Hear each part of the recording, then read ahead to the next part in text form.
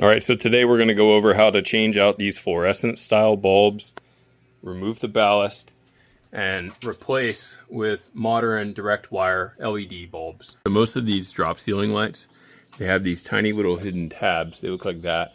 You slide it over, okay? Sorry, it's a little difficult to do one-handed. And then this falls down. Now these bulbs, obviously make sure your power's off. Even if the bulbs aren't on, just verify that the power's off.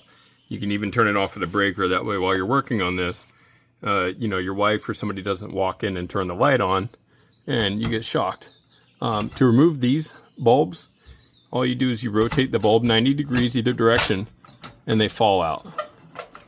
Now these, due to the size, they're not going to easily come out of here. Yeah, so what we're going to have to do to get these out is actually remove this middle part.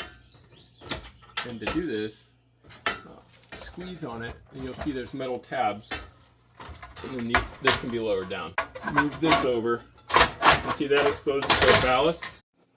Now that we have our lights removed, we can see our ballast. This light has two of them here. These are the black boxes you see here. To remove these, all we're going to do is where they come into the ballast, we're just going to cut those wires close to the ballast because you're going to use these to wire up your direct wire LED replacements. But all the wires that come out of this ballast just need to be cut off. Now, the next thing I'm going to do is remove that screw so that these ballasts can come out of here and we can just throw them away.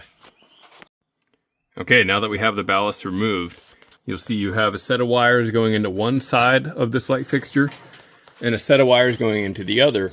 And you see on this side, we also have our power coming in. All we're going to do is remove all of these wire nuts, but take off any of the loose wires that were connected to those power wires coming in. And you'll see now we have a set of wires coming out of this side and a set of wires coming out of this side. Now for this side, it doesn't matter which is which, but we'll just annotate all of these as being hot, and our neutrals are going to go and tie in over here. Now that I have all the wires stripped on both sides, we run into a little bit of an issue because you see our wires on our neutral side aren't long enough to reach over here. So what we're going to do is just grab a piece of wire, bunch all these wires up together. We're going to use our pliers, twist these, and then clip them and put a wire nut on here to secure it. All right, so now that we have all our wires twisted together, all we're going to do is tidy this end up, trim it a little bit more flush so that all your wires come to a nice clean point and you don't have too many exposed, so that it's enough that when you put your cap on and twist this up, it covers all the exposed wires.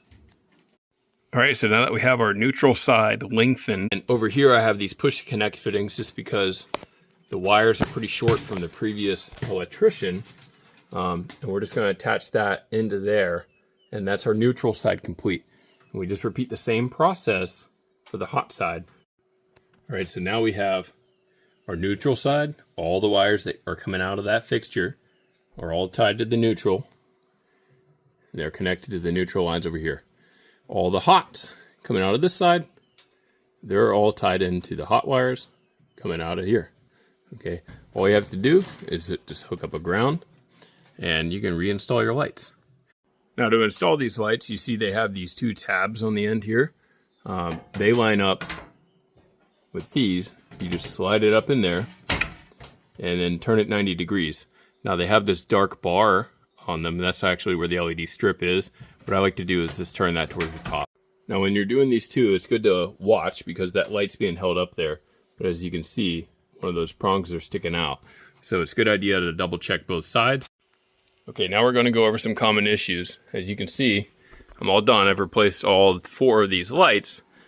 We go over to our light switch and nothing happens, okay? It's a good idea to check each light as you're going so that if you do encounter a problem, then you know which one is messed up here. But the issue is here, there's actually a GFI hidden in this garage. If your breaker is on but your power is off, the GFI can still sense if it's been touched. So it took me a while to find this, but we reset it, and now you can see our lights have come on.